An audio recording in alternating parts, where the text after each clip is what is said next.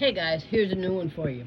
So I keep seeing all these videos out here on the TikTok coming across my Facebook feed, because I'm not even on TikTok. Don't care about TikTok. Couldn't care less. But you've got all these people out here having literal meltdowns over, I'm being evicted. I lost my Section 8. They took my food stamps. First off, it was never yours. And it's not yours until they put it in your hand. Okay? Secondly, if you never thought this was going to end, and now that rug's being ripped out from under you, that's a you problem, not a me problem. Okay? Because you saw fit to go out and have kids. And let me just throw this out there. Your choices are not my consequences. I don't care. I honestly don't care. I couldn't care less if you've got one kid, 20 kids, 15, 100. You know, do you, boo-boo. But at the same time, don't expect me to step up, because I am not the pappy. Not the pappy. Somebody check with Maury, because I am not the pappy. Okay? So, if you've got more hatred, anxiety, and ill will towards me, saying I don't care, then you do the father and yourself for y'all's choices, and you've got more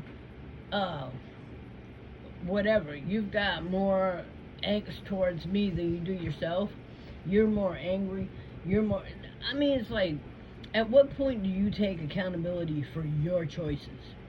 At what point do you realize your choices aren't my consequences? At what point do you understand your consequences are not my emergencies? At what point does it sink into your head, to your thick skull, that you made these choices? And that is not the taxpayers' job. Why? Explain to me why we should take our money from our family and give it to you and your family to make your family work. I just no. No. Just no. We don't care.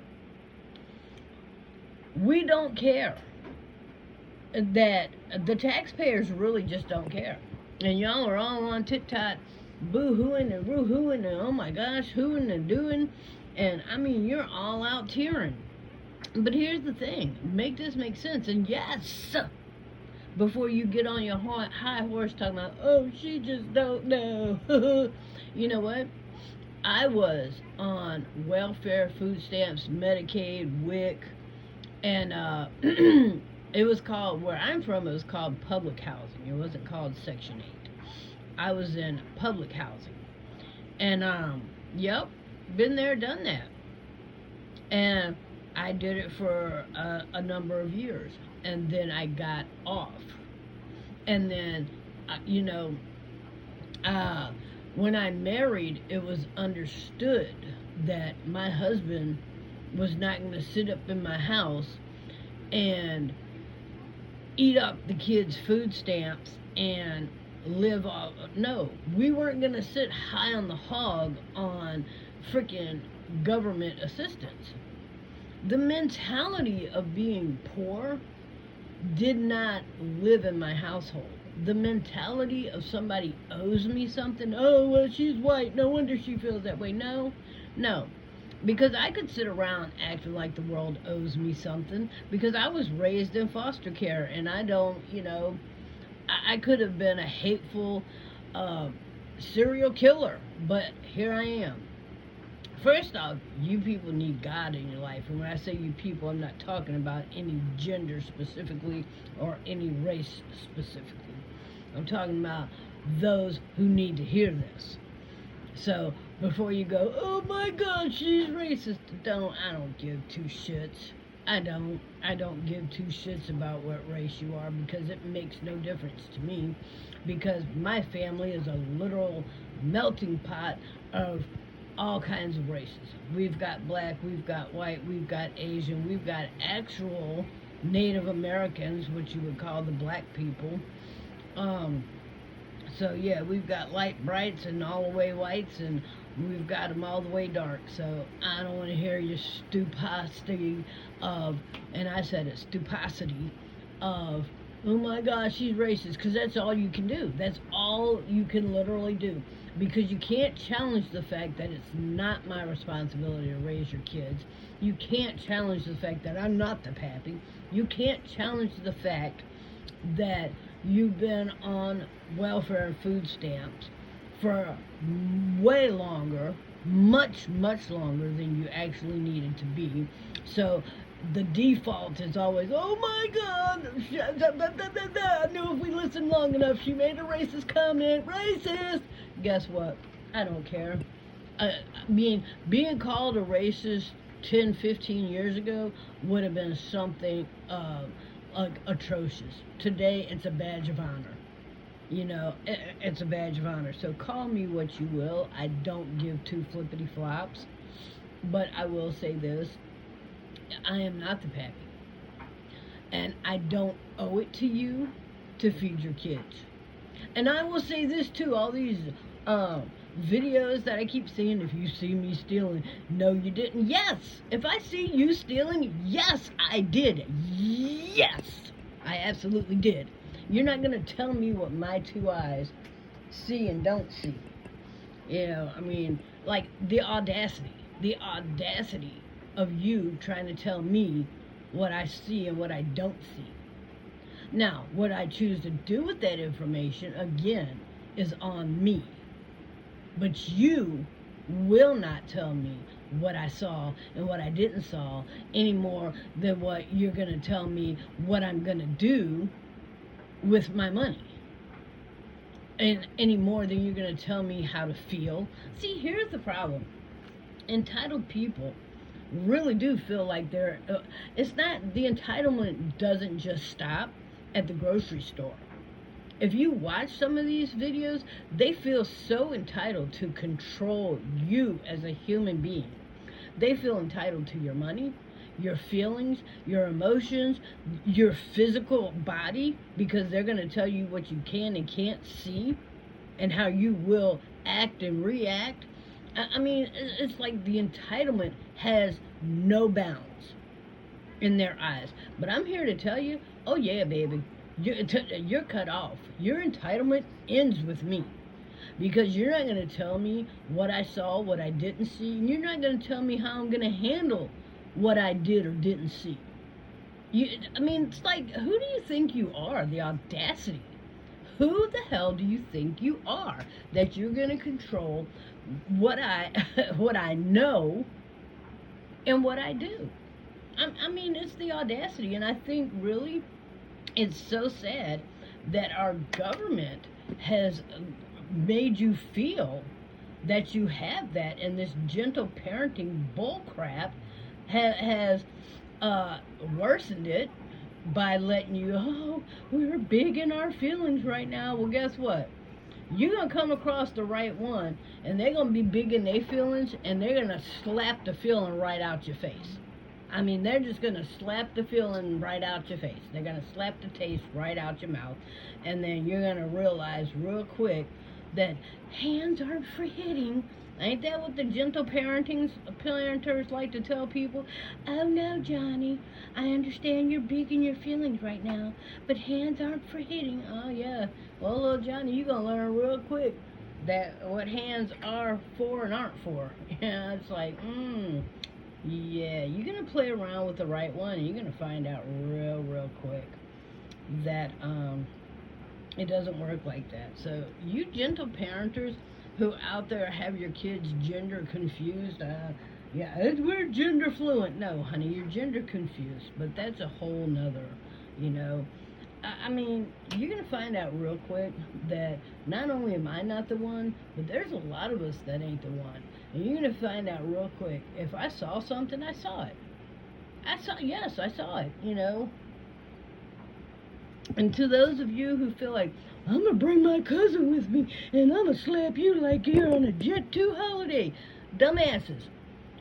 You can't be the only retards out there who think for 1 minute you're the only one that can call someone. I know people. Guess what? I know people too. And I know people that know people. And they know people that know people that know people. So come on. Don't delude yourself by thinking, I know people. I'm going to slap your ass. Guess what? Everybody's slappable. Hell, even me. Everybody's slappable. So your cousin and you're slappable. I just want you to know you are slappable. And like you think, I'm gonna slap your ass like you got a Jet 2 holiday. Well, I'm gonna slap your ass like you got a Jet 5 holiday. So, call your cousins and do what you gotta do, because you ain't the only one that got friends, cousins, neighbors, aunties, uncles, mamas, daddies, papas, grandpas. Everybody knows somebody. So stop with that stupid shit. Just stop it. Grow the hell up. Grow the hell up. This is the problem with the EBT community, that they're so immature because their parents were so busy trying to be their friend that they forgot to raise them.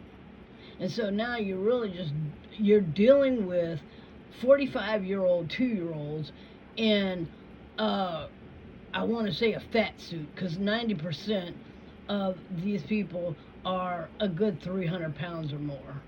So, there's that. And then they wonder why, you're not going to tell me what to buy with my EBT? Honey, somebody needs to tell you. You're fat because of the EBT. You're fat. It's body shaming. No, it's not body shaming. It's body facts. And if I ain't talking to you because you're built like a beanpole, then I ain't talking to you.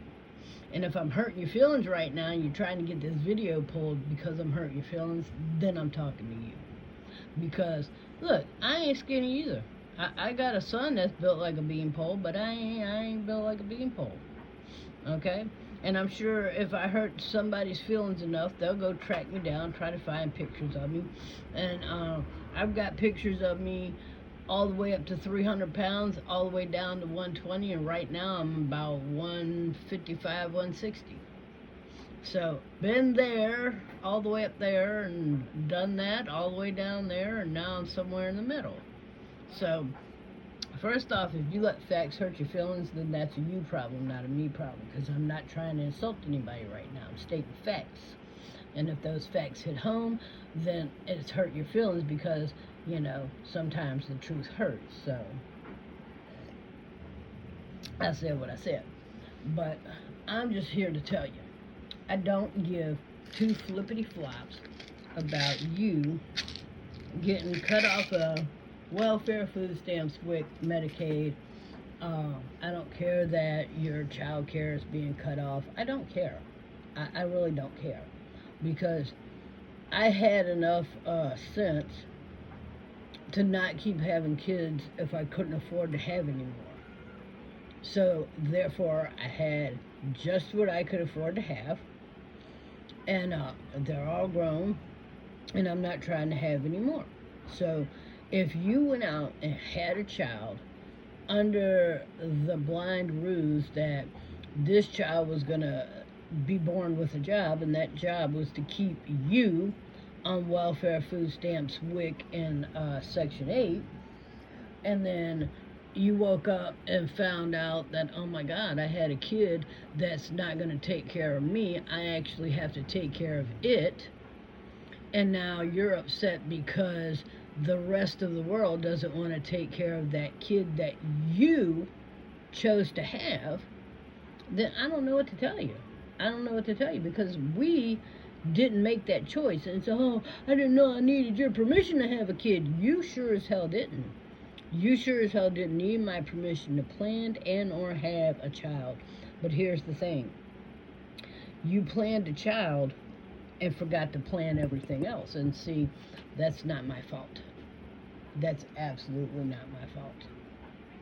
And it goes back to your sense of entitlement. Absolutely goes back to your sense of entitlement, because you just thought, oh, if I pop out a kid, everybody else is going to fall into place. And then when that notion backfired, you found yourself in the predicament that you're in. Because what you're going to find out is that the world's life is going on. People are going on with their day-to-day life doing what they want to do, and you're stuck raising a kid that you thought was going to take care of you, and now you're stuck taking care of it. And so here we are, and I don't know what to tell you other than maybe try not so hard not to have another one. Try as hard not to have another one as you tried to have this one. Raise this one as best you can, giving it every effort that you can, and learn a valuable life lesson. That when you make life choices, they stick with you for life. But not only that, your life choices are not my consequences, and your consequences aren't my emergencies. So don't have the audacity to act like, why aren't you panicking? Because I'm panicking because I'm now looking at being homeless. I am now looking at being homeless with a child. I'm now looking at being hungry. I'm now looking at having a hungry child. Okay, not my problem. I can't even say I feel bad for you because you didn't have enough sense to save any you first off, if you're running out of food because you don't have food stamps, that's horrible planning. I mean, horrible planning. Now, I don't know what to tell you, because in my house we buy food, probably we go make groceries with cash money, probably we make big groceries probably every 2 weeks, and then we replace the basics every week. But here's the thing: even if somehow, if something happened, God forbid, that my husband lost his job and we couldn't go to the grocery store, we've got enough food in here to last 5 people at least 3 to 6 months. At least 3 to 6 months. Because I don't get it. You've got food stamps. When those holiday sales come around, that's when you stock up. Right now, I've got 2 deep freezers, and I've got 3 turkeys in each deep freezer. So I'm going to have meat no matter what. I've got canned goods in here for days, okay? So I'm just saying, there are ways of doing things that it can be done right, and I don't have to depend on anybody else to make sure my needs are met. I can tell you right now, if you're counting on man, as the Bible says, because I've said before I'm a Christian, but I'm not the kind of Christian you think I am, okay? I'm a Bible thumping Christian, which means, and I ain't Bible thumping it towards you, I'm thumping it towards me, because I'm knowing what's going on. And I will tell you this: the Bible says man that doesn't work shouldn't eat. Okay? Now, if I feel led to help you, I'll help you. But the thing is 90% of y'all got yourself in this situation, and your consequences are your lessons. I'm not going to rescue you from your consequences, because you need to learn this lesson. So that's just where I stand with this. If anybody was wondering how I feel about the whole breakdown of the governmental system, only people that's crying about the government shutting down is people that are swinging from that tit. So if you're swinging from that tit because you thought that you were owed reparations and you didn't think the reparations were going to run out, okay, here's what I don't get, all right? Make this make sense from the black community. Slavery ended, but you thought reparations wouldn't. Yeah, and that's what I don't get, because I hear people in the black community going, oh, we're owed reparations, we're owed this, and we're owed that. And you never once thought about the fact that we gave you land, we gave you apartment buildings, we gave you housing, and the first thing you did was turned it into ghettos. The first thing you did was turn it into ghettos. And any black person worth their weight in salt that got money, hurry up and got the hell out. You never see black people with money staying in black communities. So make that make sense. I mean, yeah, say I'm racist because of the comments I'm making, but prove me wrong. What black person stayed in a low income black neighborhood after they got money? Because from all indications, they're working to get out of that neighborhood. They're saving money to get out of that neighborhood. So I don't know what to tell you on that scale. But I will say this to everybody. If you didn't have enough sense to stock your pantry and refrigerator and to get a deep freezer when you were on welfare food stamps, and I'm saying this to everybody who's on it, because I'm going to tell you, when I was on it, I had enough sense to stock up for when they cut me off. And there were months, because I understood even back then, and I haven't been on welfare and food stamps probably since, this is 2026. Oh my gosh. I haven't been on welfare and food stamps probably since 2010. I want to say the last time I got any kind of government assistance it was probably before that, but at least just to be safe, I'm going to say 2010. Because my husband went and got a job and a career, not a hobby. He's not working at flipping burgers, and there's nothing wrong with flipping burgers, but if you're going to raise a family, then you want something more than flipping burgers. So I'm not trying to put anybody down, because all of my sons did work at fast food restaurants, but have since moved on. But anyway, I don't make these videos to insult people. I just make these videos because of the thoughts going on in my head. Sometimes I like to get them out there. But again, it's not about being racist, because I have a melting pot of races in my family and in my own blood. So the race card, the race theory, the race crap, the race baiting is neither here nor there with me. I love people. I don't care what race you are. And again, I've got kids that are on the dark-skinned side, and I got kids that are on the light-skinned side, and I myself, a lot of people think I'm white, but I'm actually albino, so there's that.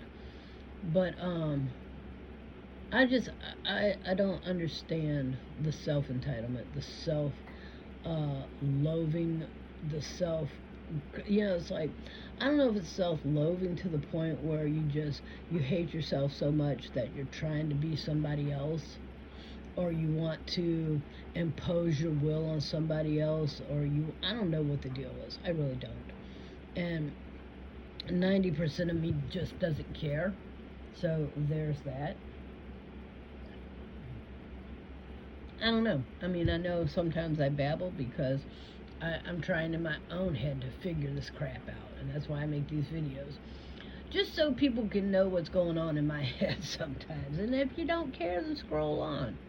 And if you want to be in my head with me, then listen to this video in its entirety. Because I don't know, like 1 minute I'm talking about Section 8, and the next minute I'm talking about, people that want to breastfeed. And I made a whole nother video. Go check that one out, because I'm going to take you down that path in this one. But I am trying so hard to understand the audacity of people that think you owe them something because, oh my God, my kid's hungry. I don't care. Like, look, I know there were times when my kids were growing up and I went looking for help to get food, and people, oh, no, they had all kinds of comments. People didn't care. So now, all these years later, these people are grown and they expect me to care that they're kids. And it's like, it's not a tit for tat, give or take thing, but it's like the audacity. Like, you couldn't care less if somebody else's kid was eating or wasn't eating. And I'll tell you how I know. that people don't care about other people, because when you have the nerve to go to the grocery store and get 5, 6, 7 milks because, oh my god, there's a power storm, there's a winter weather storm coming, and I'm gonna stock up on milk, but you ain't worried about the people coming behind you that don't have milk and they're at the store to buy milk. No, all you're worried about is you, yourself, and you. So then you have the audacity to go, oh my gosh, they cut my food stamps off. Now I can't rush to the store and take up all the milk before somebody else does because it's all about me, me, and me. Okay, well, again, explain the thought process when you are constantly thinking about you, you, and you, but then you want everybody else to think about you, you, and you. I don't need to think about you. I honestly don't give two craps about you, because you've proven to me I don't need to think about you. I don't need to think about you when you spend all your time thinking about you. And you spent 98% of your time thinking about you, and 2% of your time thinking about how you're going to manipulate me into thinking about you, or me into conforming to your ways and what you want. So how can you lie to me? How can you manipulate me? How can you beat me down? How can you wear me out? How can you break my soul, my spirit, and my body into conforming into what you want so you can get your way? Dude, I don't know if y'all have seen the other videos or even if I mentioned it, but I think I have. This 2026, I'm in the year of don't care. And I think I said that last night or whatever. But I'm in the year of don't care. So I really don't care. I mean, and I don't mean I don't care in a bad way. But I don't care about your opinions. I don't care about your needs. And I don't care about your consequences or your emergencies. So when I say I don't care, I'm talking to you when I tell you I don't care. So I'm going to end on that note. Take it how ye will. And I love you with the love of the Lord. Have a good day. And, oh yeah, if this video pisses you off, then you're probably the one I'm talking to. Love you.